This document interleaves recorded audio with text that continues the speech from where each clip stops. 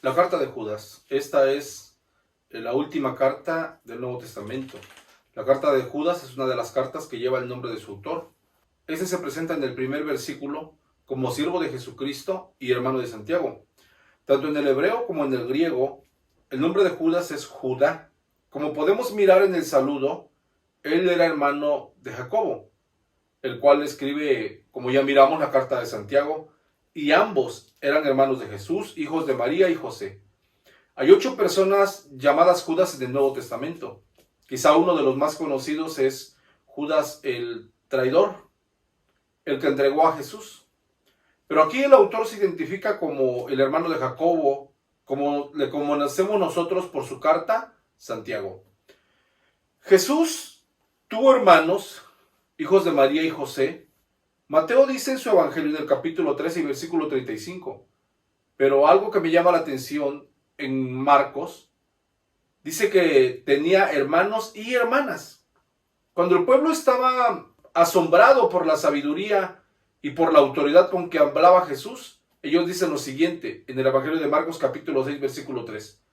¿No es este el carpintero, hijo de María, hermano de Jacobo, de José, de Judas, que es el autor de esta carta, y de Simón? ¿No están también aquí con nosotros sus hermanas? Y algo que también podemos mirar es que de los hermanos de Jesús, ninguno de ellos creyó cuando Jesús estuvo desempeñando su ministerio terrenal. Nadie de ellos le siguió. Se resistieron a creer. Quizá tenía que ver por el hecho de que habían crecido con Jesús, había sido su hermano. Pero cuando Jesús muere y sobre todo cuando resucita, ellos creen en el Evangelio, se afirman en el Evangelio. Tanto es así que llegan a ser líderes importantes de la iglesia de Jerusalén. Aunque Judas es hermano de Jesús, no hace alarde de serlo. Es más, él inicia su carta diciendo: Judas, siervo de Jesucristo y hermano de Jacobo. De Jesús dice que es siervo y es hermano de Jacobo. La carta de Judas es el libro número 26 del Nuevo Testamento, con un solo capítulo y 25 versículos. Aunque es muy breve, tiene un fuerte carácter polémico, ya que el autor está decidido de hacer frente a algunos hombres que estaban infiltrados en la iglesia y que eran cristianos, o al menos se consideraban cristianos, con enseñanzas contrarias al Evangelio. Se cree que fue escrita entre los años 66 y 69. Judas escribe a cristianos, al parecer judíos. No hay una iglesia específica a la cual escriba Judas. Judas identificó a sus lectores como cristianos en 3 específicas razones. Son llamados, son santificados en Dios y son guardados en Jesucristo. Judas dice en el versículo 3 que él deseaba escribirles de la salvación. Él tenía planes de escribir de la salvación que tenían en común, pero que dadas las circunstancias que estaban viviendo, él se miró en la gran necesidad de escribirles para defender ardientemente de su fe. Quizá tenía en mente las palabras del rey Salomón, que dicen en Proverbios 23:23, compra la verdad y no la vendas. La dureza del lenguaje con el cual nos escribe Judas nos muestra la gran preocupación que tenía el autor. Él advierte de las consecuencias de la confusión espiritual y la poca calidad moral a la que podían ser arrastrados los creyentes, aún siendo creyentes verdaderos. Una de las cosas que más le preocupaba a Judas era que estos falsos maestros se llamaban cristianos o se hacían llamar cristianos.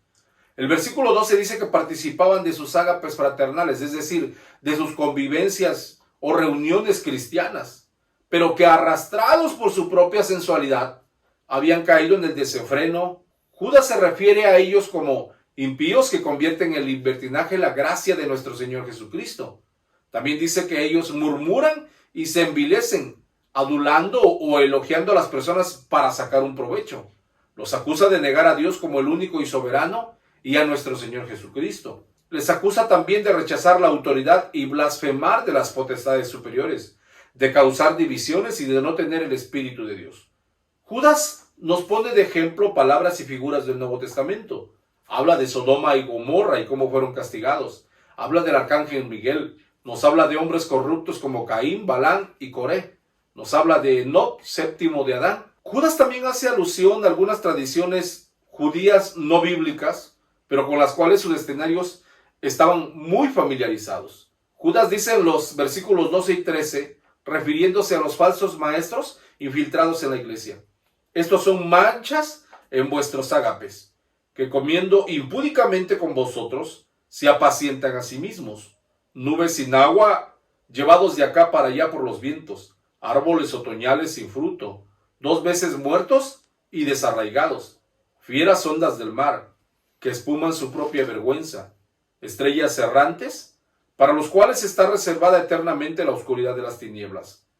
Judas también anima a sus lectores a edificar sobre su santísima fe, a orar en el Espíritu, a conservarse en el amor de Dios y sobre todo a esperar en la misericordia de nuestro Señor Jesucristo. Pide que en su defensa o lucha por la fe deben convencer a los que dudan y salvar o arrebatar del fuego a quienes lo necesitan. Termina dando gloria a Dios porque puede guardarnos sin caída y presentarnos sin mancha con alegría ante su gloria. Pero el versículo 25 es maravilloso, cómo Judas se refiere a nuestro Dios. Y él dice en el versículo 25, el cual es el último versículo: al único y sabio Dios, nuestro Salvador, sea gloria y majestad, imperio y potencia, ahora y por todos los siglos. Amén.